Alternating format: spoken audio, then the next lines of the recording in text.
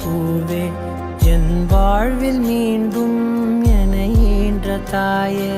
கண்ணோடு இமையாய் சுகமான சுமையாய் இரு கையில் ஏந்தி தாலாட்டுவேனே